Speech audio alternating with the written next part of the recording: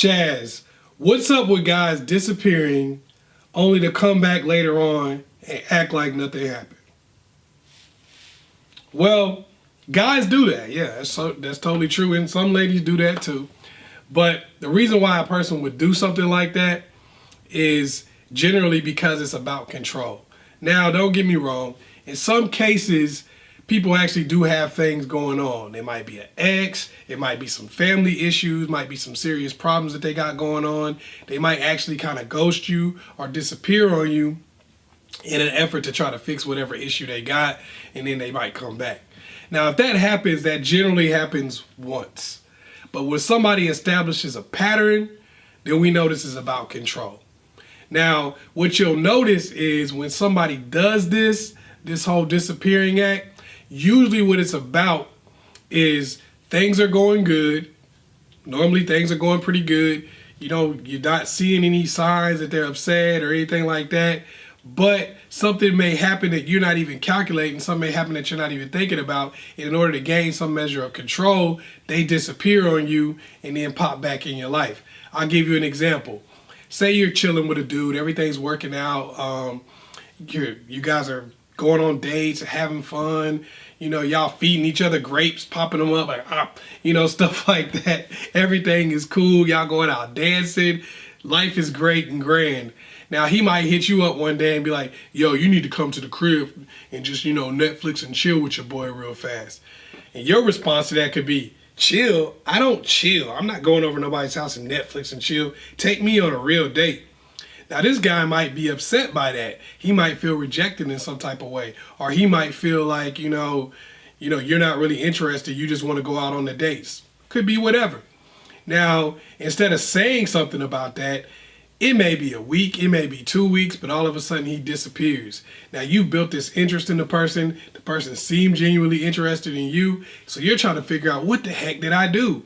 What did I say? I don't even know what happened here. So you start going back in your mind trying to figure out what happened since everything was cool. So when the person does come back, you're thinking to yourself, okay, I really like this person. I'm not wanting to do anything to upset them. So if they offer Netflix and chill again, it may not be you. I'm not going to say you would do it, but I'm going to say a lot of people would go on ahead and get their overnight bag and Netflix and chill right after that.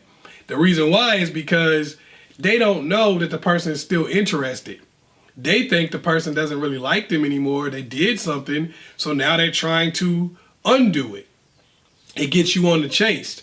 Now, I know some of y'all are watching this right now and going, Chazz, why you always telling us about this game and stuff? I don't play games. I don't need to understand this type of stuff. I don't care. I get that. I get how you might feel that way. But the reality is, when you don't understand game, when you don't know what's happening, you perceive these things as being real. And this causes you to chase. Now, here's what I mean. A lot of y'all think that chasing is only calling somebody up and begging them to come back, or when you see them somewhere, you know, trying to get back with them. Nah. When you hit somebody up and curse them out, you're chasing them. It doesn't have to be positive. It could be negative. It doesn't matter. But you're chasing that person. They know you're emotionally involved, and you're emotionally involved because you feel rejected. You perceive what they did to be real. Now, sometimes people may not be interested in you, but that person generally disappears and doesn't come back. If a person disappears and comes back and does it again, if this is a pattern that they follow, then usually this person is trying to gain control. And because you may not understand that, because you may not see that, you're going to be likely to give them that control. Even if you try to go negative and yell at them or curse them out or do certain types of things, once you become emotionally involved, once you get yourself locked into somebody else's reality, the one that they created for you, you're already giving them control because they have control over your mind and how you see things. That's why I'm telling you about this. When somebody disappears on you and you take it as rejection, or you assume that the person doesn't like you when they really do, now they have the upper hand. It's like if you go into a store and you know you can negotiate in that store. You don't go in there and go, oh my God, I have to have this. This is the most important thing in the world. If I don't get this, I will just die. Because then they're going to jack the price up on you. But if you go in there and say, yeah, it's all right, you walk away from it and look at some other stuff, even think about leaving the store and you say, hey man, how much is that? I might buy that.